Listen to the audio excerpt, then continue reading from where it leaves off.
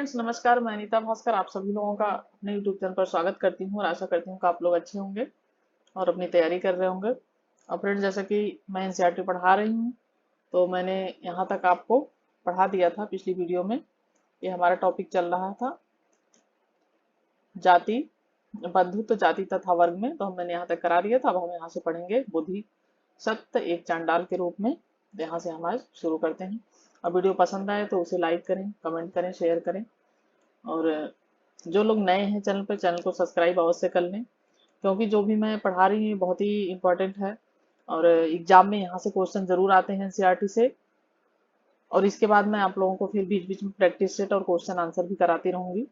और ये चैप्टर पूरा हो जाएगा तो फिर मैं जहाँ जब जो अब तक पढ़ाया है मैंने एनसीईआरटी में, तीसरा ये चैप्टर है। तीनों चैप्टर पूरा होने के बाद फिर मैं 3 चैप्टर पर आधारित क्वेश्चन आंसर बनाऊंगी और वो आप लोगों को कराऊंगी, जिससे आपने जो अब तक पढ़ा है वो आप लोगों को क्लियर होता चला जाए साथ साथ।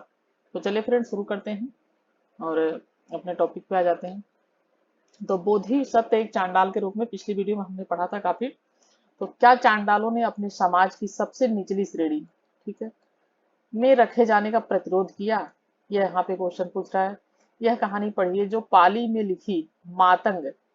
ये जो भी इंपॉर्टेंट चीजें हैं मैं उस पर अंडरलाइन करती हूँ, तो उसे बहुत ध्यान रखें, क्योंकि यही संबंधित क्वेश्चन आते हैं। ठीक है, टीजीटी, पीजीटी, आईएएस, पीसीएस या आपका जो है यूजीसी नेट, सबके लिए वेरी इंपॉर्टेंट पॉइंट्स हैं सब। तो मातंग जातक से ली गई है। बोधिसत्व, इस कथा में बोधिसत्व यानी जन्म के बुद्ध के पूर्व जन्म की जो कथाएं हैं जातक, उसमें चित्रित है, तो उससे लिया गया है। एक चांडाल के रूप में चित्रित है। एक बार बोधिसत्व ने बनारस नगर के बाहर एक चांडाल के पुत्र के रूप में जन्म लिया। उसका नाम क्या था? मातंग था। ठीक है। एक दिन वे किसी कार्यवश नगर में गए और वहां उनकी मुलाकात एक दित्य मांगलिक नामक एक व्यापारी की पुत्री से हुई थी।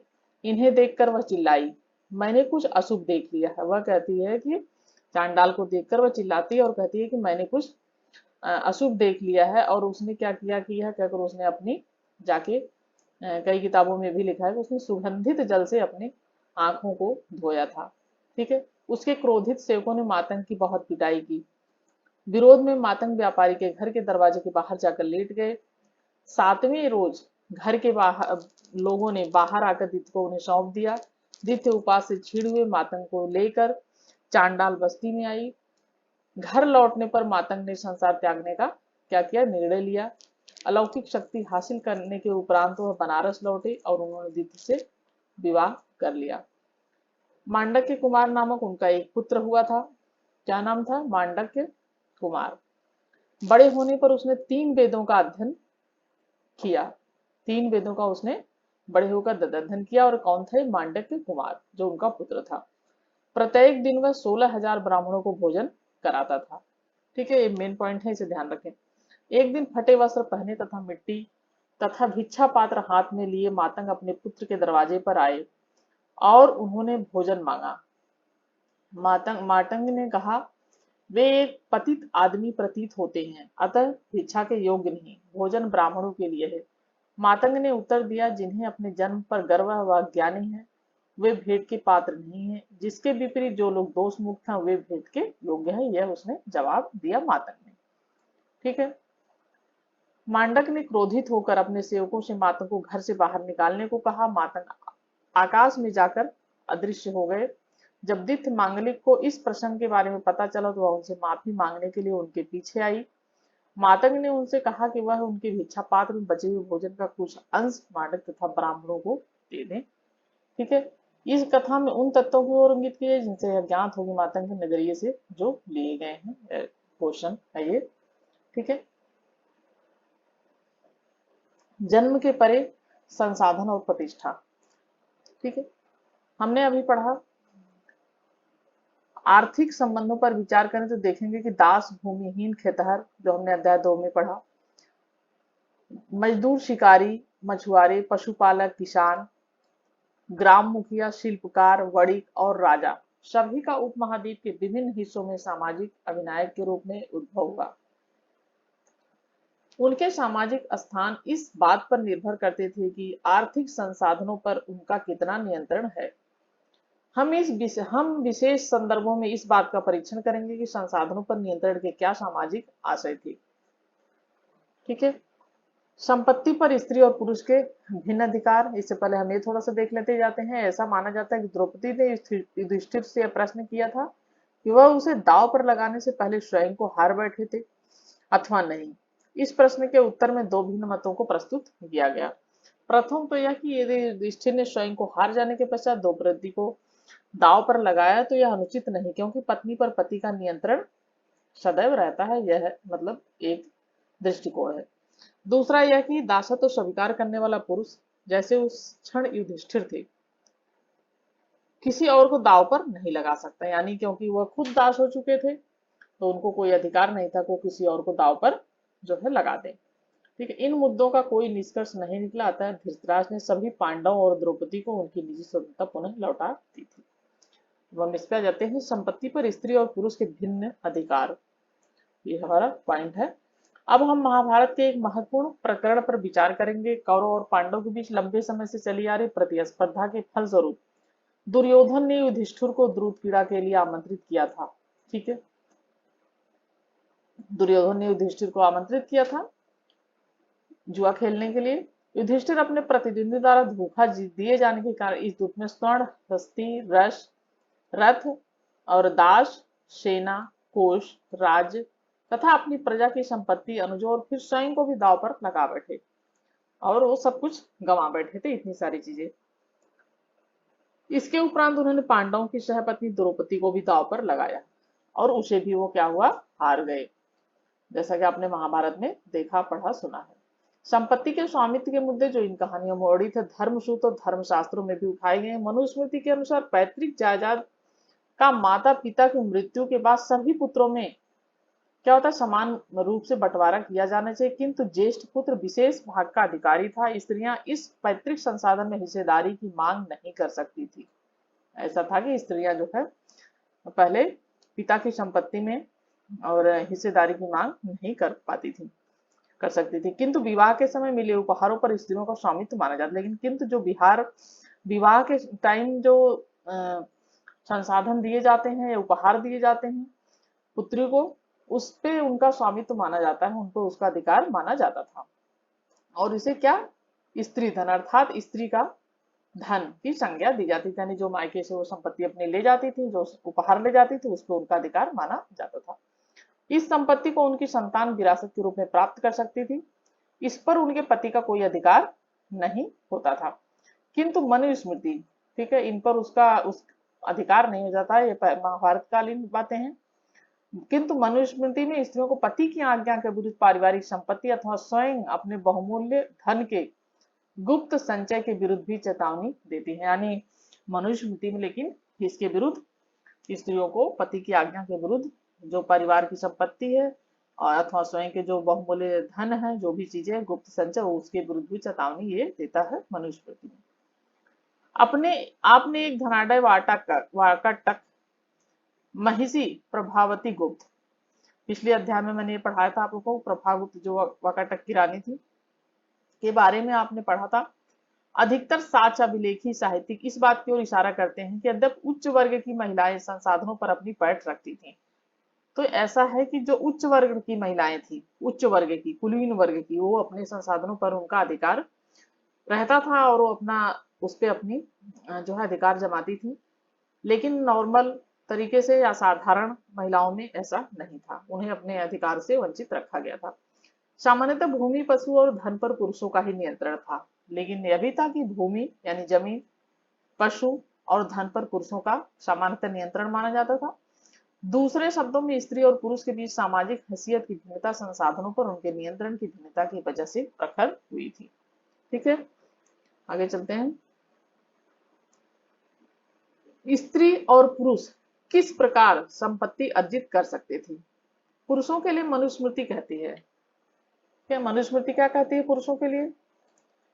धन अर्जित करने के 7 तरीके हैं। विरासत, यानी जो हमें विरासत में मिला हो, खोज, खरीद कर और विजय करके यानी विजित करके, निवेश करके, संचय करके यानी कार्य द्वारा, अथवा सज्जनों द्वारा दी गई, यानी जो सज्जन या जो सदस्य जो लोग उपहार स्वरूप देते हैं, भेंट स्वरूप देते हैं, वो सब इस तरीके से जो है धन अर्जित किया जा सकता है। स्त्रियों के लिए संपत्ति अर्जन के 6 तरीके हैं। ठीक है, ये पुरुषों के लिए है। इस तरीके से पुरुषों को धन अर्जित करने का अधिकार था, या विरासत में मिली हो, या उसने खोज की हो, खरीदा हो, विजय किया हो, निवेश किया हो, कार्य करके कमाया हो, या जो सज्जनों ने उपहार दिया हो। ये 7 तरीके थे। ठीक है, कितने थे? 7। और स्त्रियों के लिए संपत्ति अर्जन के 6 तरीके बताता है। वैवाहिक अग्नि के सामने वधु गमन के समय मिली भेंट, यानी शादी के टाइम जो भेंट मिलती थी, उपहार मिलता था, वह स्नेह के प्रतीक के रूप में भ्राता यानी भाई, माता पिता द्वारा दिए गए जो उपहार थे वो। इसके अतिरिक्त परवर्ती काल में मिली भेंट, वह सब कुछ जो अनुरागी पति से यानी पति ने भी जो दिया हो वो भी उसे प्राप्त हो, तो उस पर स्त्रियों का अधिकार माना जाता था 6 तरीके से। ठीक है, वर्ण और संपत्ति के अधिकार। ब्राह्मणी ग्रंथों के अनुसार संपत्ति का अधिकार का एक और आधार लैंगिक आधार के अतिरिक्त वर्ण था। ठीक है, वर्ण था, जैसा हमने पहले पढ़ा है, हमने पहले पढ़ा था पहले पिछले अध्याय में, शूद्रों के लिए एकमात्र जीविका सिर्फ क्या थी? सेवा थी। है, क्या थी? सिर्फ सेवा करना। मैंने बताया था पिछली वीडियो में कि तीनों वर्णों की सेवा करना, ब्राह्मण, क्षत्रिय, वैश्य, और इनकी तीनों की क्या करना था? शूद्र को सिर्फ सेवा करना था, एकमात्र इनको यही कार्य था, जीविका का साधन यही था। हालांकि 3 उच्च वर्णों के पुरुषों के लिए विभिन्न जीविकाओं की संभावना रहती थी। ब्राह्मणों के लिए भी बहुत थी, क्षत्रियों के लिए थी, वैश्यों के लिए कृषि पशुपालन ये सब था, और क्षत्रिय के लिए राजा बनना, युद्ध करना और सब चीजें थी, उनको अधिकार था। ब्राह्मणों को भी अधिकार था, दान लेना, दान देना, बहुत सारे अधिकार थे। लेकिन शूद्रों को कोई अधिकार नहीं था, सिर्फ सेवा करने के अलावा। ठीक है, यह तथ्य कुछ हद तक सामाजिक वास्तविकता से मेल खाता था। साहित्यिक परंपरा में पुरोहितों और राजाओं का वर्णन मिलता है, जिसमें राजा अधिकतर धनी चित्रित होते हैं। राजा क्या होते थे? धनी होते थे। पुरोहित भी सामान्यतः धनी दर्शाए गए हैं। यदा कदा यानी कभी कभी निर्धन ब्राह्मण का भी चित्रण मिलता है। कभी कभी जो है ऐसा पढ़ने में या सुनने में आता है कि हाँ, ब्राह्मण निर्धन था, जिसके कोई धन नहीं था, गरीब ब्राह्मण था। एक और स्तर पर जहां समाज के ब्राह्मणी दृष्टिकोण को धर्मसूत्र और धर्मशास्त्र में संहिताबद्ध किया जा रहा था, अन्य परंपराओं ने वर्ण व्यवस्था की आलोचना प्रस्तुत की। इनमें से सर्वविदित आलोचनाएं प्रारंभिक बौद्ध धर्म में लगभग 6ठी शताब्दी ईस्वी पूर्व से अध्याय 4 विकसित हुई। बौद्धों ने इस बात को अंगीकार किया कि समाज में विषमता मौजूद थी। ठीक है, जब बौद्ध धर्म का आगमन हुआ, जब बौद्ध धर्म में विस्तार रूप लिया, तो यह माना गया, यह बात कि सामाजिक विषमताएं थी जो मौजूद थी, क्योंकि जातिगत भेदभाव बहुत अधिक बढ़ चुका था 6ठी शताब्दी ईस्वी पूर्व में। बौद्धों ने जन्म के आधार पर सामाजिक प्रतिष्ठा को अस्वीकार किया। तो बौद्धों ने क्या किया था? इन्होंने जाति जन्म के आधार पर सामाजिक जो है प्रतिष्ठा को अस्वीकार कर दिया था। ठीक है, एक धनाढ्य शूद्र की भी ये मिलती है। एक कहानी पाली भाषा में है। पाली भाषा के बौद्ध ग्रंथ क्या है? मध्यम निकाय। ये ग्रंथ है बौद्ध धर्म मध्यम निकाय, जो एक राजा अवंतीपुत्र बुद्ध के अनुयायी क्या है? कच्चन के बीच हुए विवाद का हिस्सा है। तो एक राजा है ये, जो कौन राजा है? अवंतीपुत्र, और बुद्ध के जो अनुयायी हैं उनका नाम क्या है? कच्चन। तो ये दोनों नाम आप याद रखें, एग्जाम में यह पूछा जाता है और इस तरीके से क्वेश्चन आते हैं, तो इसे आप ध्यान रखना आपको। तो संवाद का हिस्सा था। यद्यपि यह कहानी अक्षरशः सत्य नहीं थी, ऐसा माना जाता है कि सत्य नहीं थी, तथापि यह बौद्ध के वर्ण संबंधी रवैयों को दर्शाती है, ऐसा मतलब माना गया है, शायद सत्य नहीं थी। अवंती पुत्र ने कच्चन से पूछा कि ब्राह्मणों के इस मत के बारे में उनकी क्या राय है? वे सर्वश्रेष्ठ हैं या अन्य जातियां निम्न कोटि की हैं? ब्राह्मण वर्ण का शुभ है, अन्य जातियां काली हैं, केवल ब्राह्मण पवित्र हैं, अन्य नहीं हैं, ब्राह्मण ब्रह्मा के पुत्र माने जाते हैं, ब्रह्मा के मुख से जन्मे हैं। ठीक है, ब्राह्मण जो है ब्रह्मा के पुत्र माने जाते हैं और ब्रह्मा के मुख से जन्मे हैं और उनसे ही रचित है, जैसा कि भुजाओं से क्षत्रिय और जांघों से वैश्य और पैरों से शूद्र। कच्चन ने उत्तर दिया, यदि शूद्र धनी होता, दूसरा शूद्र अथवा क्षत्रिय या फिर ब्राह्मण अथवा वैश्य उससे विनीत स्वर में बात करता। ठीक है, इसका कहना था कच्चन का कि यदि शूद्र धनी होता तो दूसरा शूद्र या फिर ब्राह्मण होता या फिर वैश्य होता तो उनसे क्या होता कि विनीत स्वर में बात करता। इनका मतलब है कि यह जो है धनी शूद्र नहीं है। यानी अवंतीपुत्र ने प्रत्युत्तर में कहा कि यदि शूद्र के पास धन अथवा अनाज, स्वर्ण या फिर रजत होती तो वह रजत यानी चांदी होती तो दूसरे शूद्र को अपने आज्ञाकारी सेवक के रूप में प्राप्त कर सकता था, जो उससे पहले उठे और उसके बाद विश्राम करे, जो उसकी आज्ञा का पालन करे, विनीत वचन बोले, अथवा वह क्षत्रिय, ब्राह्मण या फिर वैश्य को भी आज्ञावाही सेवक बना सकता था। ये अवंतीपुत्र ने उत्तर प्रत्युत्तर में कहा था शूद्र जो है शूद्र के लिए। फिर कच्चन ने पूछा यदि ऐसा है तो क्या फिर यह चारों वर्ण एकदम समान नहीं है। इसने कहा कि अगर ऐसा है, ये चीजें सब सही हैं जो उसने बोला अवंतीपुत्र ने, तो क्या ऐसा है यदि, तो क्या चारों वर्ण एकदम समान माने जाने चाहिए, यानी क्या समान नहीं है। अवंतीपुत्र ने यह स्वीकार किया कि इस आधार पर चारों वर्णों में कोई भेद नहीं है। ठीक है। एक वैकल्पिक सामाजिक रूपरेखा, संपत्ति में भागीदारी। अभी तक उन परिस्थितियों का हम परीक्षण करते रहे जहां लोग अपनी संपत्ति के आधार पर सामाजिक प्रतिष्ठा का दावा करते थे। अभी तक हमने उन परिस्थितियों का परीक्षण किया, उन्हें देखा कि जो अपनी संपत्ति पर सामाजिक प्रतिष्ठा का दावा करते थे, अपने वह स्थिति प्रदान की जाती थी, किंतु समाज में अन्य संभावनाएं भी थी। वह स्थिति जहां दानशील आदमी का सम्मान किया जाता था तथा कृपण व्यक्ति अथवा वह जो अपने लिए संपत्ति संग्रह करता था, घृणा का क्या होता था, पात्र होता था। यानी जो अपने लिए संपत्ति का संग्रह करता था, संपत्ति इकट्ठा करता था, वो क्या होता था, घृणा का पात्र माना जाता था। प्राचीनतम तमिलकम एक ऐसा ही क्षेत्र था। कौन सा क्षेत्र था, तमिलकम, जहां उपरोक्त आदर्शों को सजोया जाता है। जैसे हमने पहले पढ़ा था दूसरे अध्याय में, दूसरे चैप्टर में, इस क्षेत्र में 2000 वर्ष पहले अनेक सरदारियां थी, ये हमने पढ़ा था दूसरे चैप्टर में। यह सरदार अपनी प्रशंसा गाने वाले चारण और कवियों के आश्रयदाता होते थे। ठीक है, जो उनकी प्रशंसा में गाते थे कवि, उनके क्या होते थे ये, उनके वो आश्रयदाता होते थे। तमिल भाषा के संगम साहित्यिक संग्रह में सामाजिक और आर्थिक संबंधों का अच्छा चित्रण है, जो इस ओर इंगित करता है, यानी इशारा करता है। इंगित मतलब, हालांकि धनी और निर्धन के बीच विषमताएं थी, जो इस ओर इशारा करता है कि धनी वर्ग और निर्धन वर्ग के बीच में क्या थी, विषमताएं थी, विभिन्नता थी। जिन लोगों का संसाधनों पर नियंत्रण था, उनसे यह अपेक्षा की जाती थी कि वे मिल बांट कर उसका उपयोग करेंगे। ठीक है, जिनका नियंत्रण होता था, संसाधन जो थे उस पे, तो उनसे आशा की जाती थी, अपेक्षा की जाती थी कि वो मिल बांट कर क्या करेंगे, उनका उपयोग करेंगे। निर्धन दानी सरदार, यह रचना पूर्णा रुरु, ये अच्छी तरीके से याद रखें ये नाम, ठीक है, से उद्धृत है, जो तमिल संगम साहित्य लगभग प्रथम शताब्दी ईस्वी का, कब का है, प्रथम शताब्दी ईस्वी का एक पदावली है। ठीक है, ये संगम जो है वो है संगम कालीन पूर्णा रुरु से उद्धृत है, लिया गया। इस रचना में एक चरण अपने आश्रयदाता का चित्रण अन्य कवियों के समक्ष इस भांति कर रहा है। उसके पास हर रोज दूसरे पर चर्चा करने के लिए धन नहीं है, किंतु वह इतना ओछा भी नहीं, यह कहकर कि मेरे पास कुछ नहीं है, दान देने से मना कर रहे हैं। यह एक उदाहरण लिया गया है। वह यंत्र एक स्थान में रहता है, दान प्रिय है, वह चारणों के क्षुधा का शत्रु है। यदि तुम अपनी गरीबी को समाप्त करना चाहो तो मेरे साथ आओ।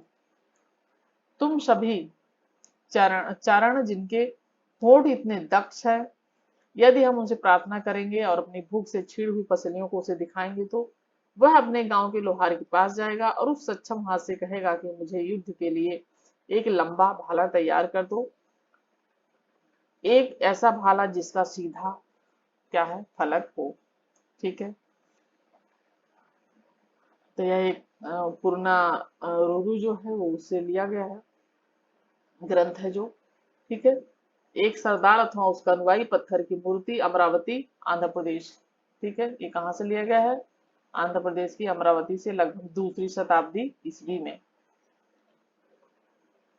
मूर्तिकार ने सरदार व उसके अनुयायी के बीच अंतर को कैसे दर्शाया है, ये देखो। आप ये देखिए कि इस तरीके से अनुयायी के बीच और उसके कैसे ये अंतर दर्शाया है। ठीक है, चलिए आगे चलते हैं। सामाजिक विषमताओं की व्याख्या एक सामाजिक अनुबंध है। बौद्धों ने समाज में फैली विषमताओं के संदर्भ में एक अलग अवधारणा प्रस्तुत की। इन्होंने अलग अवधारणा प्रस्तुत की थी, अलग से सोच जो है विकसित की थी। साथ ही समाज में फैले जो अंतर विरोध थे, जो कुरीतियां थी, को नियमित करने के लिए जिन संस्थानों की आवश्यकता थी उस पर भी अपना दृष्टिकोण सामने रखा। सुप्त पिटक ग्रंथ नामक ग्रंथ में एक मिथक, यानी मिथक मतलब कि कहानी ऐसी जिसका कोई आधार नहीं है, मान्यता इस तरीके की मिथक वर्णित है, जो यह बताता है कि प्रारंभ में मानव पूर्णतया विकसित नहीं थे। वनस्पति जगत भी अविकसित था।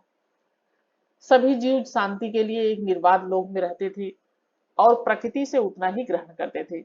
एक किसमें वर्णित है? सुप्त पिटक नामक ग्रंथ में। जितनी एक समय के भोजन की आवश्यकता होती है, किंतु यह व्यवस्था क्रमशः पतनशील हुई। मनुष्य अधिकाधिक लालची, प्रतिहिंसक और कपटी हो गए धीरे धीरे। ठीक है, इस स्थिति में उन्होंने विचार किया कि क्या हम एक ऐसे मनुष्य का चयन करें जो उचित बात पर क्रोधित हो, जिसकी प्रताड़ना की जानी चाहिए, उसको प्रताड़ित करे, और जिसे निष्कासित किया जाना हो उसे निष्कासित करे, नहीं जिसे निकाल सके उसे निकाल दे। बदले में हम उसे चावल का अंश देंगे। सब लोगों द्वारा चुने जाने के कारण उसे महासम्मत की उपाधि प्राप्त होगी। सब लोगों द्वारा अगर वो चुना जाएगा तो उसे कौन सी उपाधि दी जाएगी? महासम्मत। ठीक है, ये ध्यान रखें। इससे ज्ञात होता है कि राजा का पद लोगों द्वारा चुने जाने पर निर्भर करता था। कर वह मूल्य था जो राजा की इस सेवा के बदले उसे देते थे। कर यानी टैक्स जो था, तो उसे क्या करते थे लोग? राजा की इस सेवा के लिए बदले उसे देते थे। यह मिथक इस बात को भी दर्शाता है कि आर्थिक और सामाजिक बंधनों को बनाने में मानवीय कर्म का बड़ा हाथ था। इससे कुछ और भी आशय हैं। उदाहरणतः यदि मनुष्य स्वयं एक प्रणाली को बनाए रखने के लिए जिम्मेदार था, तो भविष्य में उससे परिवर्तन भी उसमें ला सकते थे। ठीक है, साहित्यिक स्रोतों का इस्तेमाल, छठा पॉइंट है हमारा इतिहासकार और महाभारत। थोड़ा सा हम और पढ़ लेंगे। यदि आप इस अध्याय के स्रोतों की ओर गौर करें तो आप पाएंगे कि इतिहासकार किसी ग्रंथ का विश्लेषण करते समय अनेक पहलुओं पर विचार करते हैं तथा इस बात का परीक्षण करते हैं ग्रंथ किस भाषा में लिखा गया है। यानी इतिहासकार क्या करते हैं? किसी ग्रंथ का जब विश्लेषण करते हैं, ठीक है, तो उनके अनेक पहलुओं पे विचार किया जाता है। फिर इस बात का परीक्षण किया जाता है कि ग्रंथ जो है किस भाषा में लिखा गया है, यानी उसकी भाषा क्या है, पाली है, प्राकृत है अथवा तमिल है, जो आम लोगों द्वारा बोली जाती थी, अथवा संस्कृत जो विशिष्ट रूप में पुरोहितों और खास वर्ग द्वारा बोली जाती थी। पाली भाषा, प्राकृत भाषा, तमिल भाषा या करीब आम लोगों द्वारा बोली जाती, तो संस्कृत भाषा सिर्फ विशिष्ट लोग जो लोग थे, पुरोहित और खास वर्ग के लोग, कुलीन वर्ग के लोग, उनमें ही बोली जाती थी संस्कृत भाषा।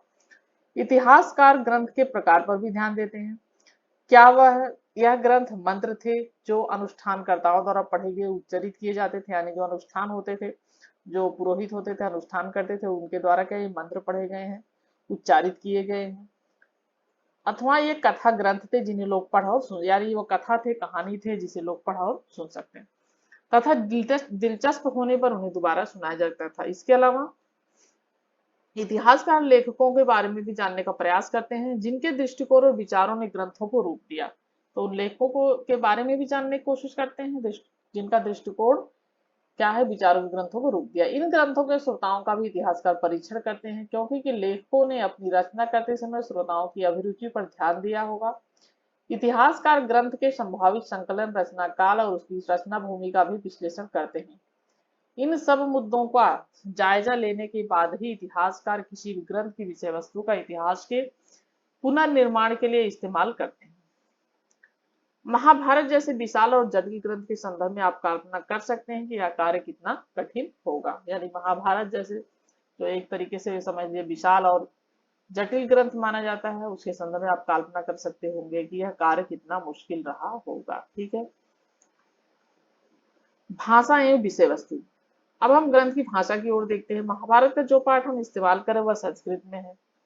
ठीक है, यद्यपि अन्य भाषाओं में भी इसके कुछ संस्करण मिलते हैं। किंतु महाभारत में प्रयुक्त संस्कृत वेदों और प्रशस्तियों की संस्कृत से कहीं अधिक सरल है। अतः यह संभव है कि इस ग्रंथ को व्यापक स्तर पर समझा जाता था।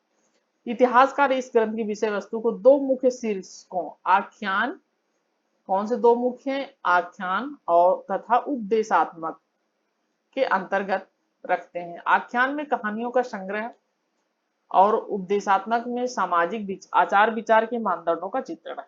तो आख्यान में क्या है, आख्यान में क्या है, कहानियों का संग्रह किया जाता था और उपदेशात्मक जो भाग था उसमें सामाजिक आचार और विचार, ठीक है, सोच विचार के जो तरीके थे, व्यवहार था, विचार था, उनके मानदंडों का चित्रण था। किंतु यह विभाजन पूरी तरह से अपने में एकांकी नहीं है। उपदेशात्मक अंशों में भी कहानियां होती थी, तो ऐसा माना जाता है कि जो यह एक तरफा नहीं है और इसमें उपदेशात्मक में भी कहानियां होती थी। अधिकतर इतिहासकार इस बात पर एक मत है कि महाभारत वस्तुतः एक भाग में नाटकीय कथानक था। ऐसा भी माना जाता है क्योंकि महाभारत का बहुत ज्यादा ऐतिहासिक प्रमाण नहीं है, यह भी माना जाता है कि वो एक तरीके से एक जैसे नाटक लिखा गया हो, कथानक था। उपदेशात्मक अंश बाद में इसमें जोड़े गए क्योंकि बहुत सारे अंश बाद में जोड़े गए हैं। मूल रूप में महाभारत की अंश कम थे और बहुत सारे बाद में जोड़े गए हैं, ठीक है। तो यह माना जाए, ये देखिए एक रथ बनाया गया है जो श्री कृष्ण अर्जुन को उपदेश देते हुए महाभारत का सबसे महत्वपूर्ण उपदेशात्मक भगवत गीता है। जहां कुरुक्षेत्र की युद्ध भूमि में श्री कृष्ण अर्जुन को उपदेश देते हैं। इस दृश्य को चित्रों और मूर्ति कला में कई बार दर्शाया गया। इस चित्र का काल 18वीं शताब्दी है, ठीक है, 18वीं शताब्दी इस चित्र का काल माना गया। चलिए आगे चलते हैं। आरंभिक संस्कृत परंपरा में महाभारत को इतिहास की श्रेणी में रखा गया है। तो महाभारत को इतिहास की श्रेणी में रखा तो गया है, वैसे इस शब्द का अर्थ है कि ऐसा ही था। क्या महाभारत में सचमुच हुए किसी वध का स्मरण किया जाता रहा था, ऐसे इस बारे में निश्चित रूप से कुछ नहीं कह सकते। कुछ इतिहासकारों का मानना है कि स्वजनों के बीच युद्ध की स्मृति ही महाभारत का मुख्य कथानक है। अन्य इस बात को इंगित करते कि हमें युद्ध की पुष्टि किसी और साक्ष्य से नहीं होती, यानी बहुत ज्यादा कुछ साक्ष्य ऐसे नहीं मिले हैं कि जिससे बहुत पुष्टि हो, यानी एक तरीके से नाटक भी माना जाता है। लेखक यानी लेकिन कुछ सच्चाई तो अवश्य रही होगी। लेखक एक या कई और तिथियां, यह ग्रंथ किसने लिखा, इस प्रश्न के कई उत्तर हैं। संभवतः मूल कथा के रचयिता भाट सारथी थे। कौन थे मूल ग्रंथ के रचयिता, भाट सारथी, ये अच्छी तरीके से आपको ध्यान रखना है, ठीक है, जिन्हें सूत कहा जाता था। ये क्षत्रिय योद्धाओं के साथ युद्ध क्षेत्र में जाते थे और उनकी विजय व उपलब्धियों के बारे में कविताएं लिखते थे। तो ये जाते थे जब युद्ध क्षेत्र में, तो उनकी विजय और उपलब्धियां जो होती थी उनके बारे में कविता लिखा करते थे। भाट सारथी थे, जिन्हें क्या कहा जाता था, सूत कहा जाता था। ये दो पॉइंट मेन है। इन रचनाओं का प्रेषण मौखिक रूप में हुआ है। 5वीं शताब्दी ईस्वी पूर्व से ब्राह्मणों ने इस कथा परंपरा पर अपना अधिकार कर लिया, इसे लिखा। तो बाद में क्या हुआ कि 5वीं शताब्दी ईस्वी पूर्व से ब्राह्मणों ने इस कथा पर अपना अधिकार कर लिया और इसे लिखा। यह वह काल था जब कुरु और पांचाल, जिनके इर्द गिर्द महाभारत की कथा घूमती है, कुरु यानी कुरु और पंचाल मात्र सरदारी से राजतंत्र के रूप में उभर रहे थे। क्या नए राजा अपने इतिहास को अधिक अधिक नियमित रूप से लिखना चाहते थे। ये थोड़ा सा हम ये भी देख लेते हैं, चित्र भी देखते चलते हैं। लिपिक श्री गणेश परंपरा के अनुसार व्यास ने इस ग्रंथ को श्री गणेश को लिखवाया। यह चित्र महाभारत के फारसी अनुवाद लगभग 1740-50 में लिया गया है, ठीक है। महाभारत में जो फारसी अनुवाद हुआ था, मैंने वीडियो करवाया था, तो फारसी अनुवाद में इस चित्र को बनाया गया था, तो इसे लिया गया, ठीक है। देखिए फारसी में लिखा गया। नियमित रूप से रखना चाहते थे। यह भी संभव है कि नए राज्यों की स्थापना के समय होने वाली उथल पुथल के कारणों पुराने सामाजिक मूल्यों के स्थान पर नवीन मानदंडों की स्थापना हुई, जिनका इस कहानी के कुछ भागों में वर्णन मिलता है। लगभग 200 ईस्वी पूर्व से 200 ईस्वी के बीच हम इस ग्रंथ के रचना काल का एक और चरण देखते हैं। कब देखते हैं, 200 ईस्वी पूर्व से 200 ईस्वी के बीच की बात है, ठीक है। वह यह समय था जब विष्णु देवता की आराधना प्रभावी हो रही थी तथा श्री कृष्ण को इस महाकाव्य के महत्वपूर्ण नायकों में से जो हैं, भगवान श्री कृष्ण को जो इस महाकाव्य के महत्वपूर्ण नायकों में से हैं। उन्हें विष्णु का अवतार, विष्णु का रूप दिखाया गया था। कालांतर में 200 ईस्वी के बीच मनुस्मृति, मनुस्मृति मैंने बताया था, शुंग पुष्यमित्र शुंग का दरबारी कवि था मनु। 185 ईस्वी की बात है जब उसने ये मनुस्मृति की रचना की थी। 185 ईस्वी में पुष्य शुंग हुआ था राजा, तो उसका ये दरबारी कवि था मनुस्मृति, तो उसने मनुस्मृति की रचना की थी। तो मिलते जुलते उपदेशात्मक प्रकरण महाभारत में जोड़े गए हैं। इन सब परिवर्धनों के कारण यह ग्रंथ, जो अपने प्रारंभिक रूप में संभवतः 10,000 श्लोकों से कम रहा होगा, पहले कम था, करीब 10,000 से कम, यानी 6-7 हजार के आसपास था शुरुआत में, 6,000 के आसपास, बढ़कर 1,00,000 श्लोकों में हो गया। अब इसके श्लोक कितने हो गए ये ध्यान रखें, 1,00,000 हो चुके हैं अब तक श्लोक। ठीक है, श्लोकों की संख्या धीरे धीरे बढ़ती गई है, जोड़ते गए हैं। साहित्यिक परंपरा में इस बृहत रचना के रचयिता ऋषि व्यास माने जाते हैं, तो आपको पता ही है कि महाभारत की रचना जो है वेद व्यास माने जाते हैं, जो इन्होंने रचना महाभारत की है। और रामायण की महर्षि वाल्मीकि। सदिशता की खोज, तो 30 मिनट से ज्यादा की वीडियो हो चुकी है फिर, तो हम इस बारे में अब हम नेक्स्ट वीडियो में पढ़ेंगे सदिशता की खोज। तो आज हम यही खत्म करते हैं। आशा करती हूँ तो आप लोग वीडियो पसंद आया होगा, और जो जो पॉइंट मैंने नोट कराए हैं, जो जो पॉइंट में मैंने अंडरलाइन किया, उसे आप विशेष रूप से ध्यान दें। और ये चैप्टर खत्म हो जाएगा तो उसके बाद फिर मैं क्वेश्चन आंसर आपको इन पर आधारित कराऊंगी। चलिए फ्रेंड्स, नेक्स्ट वीडियो में मिलते हैं। Thank you for watching video.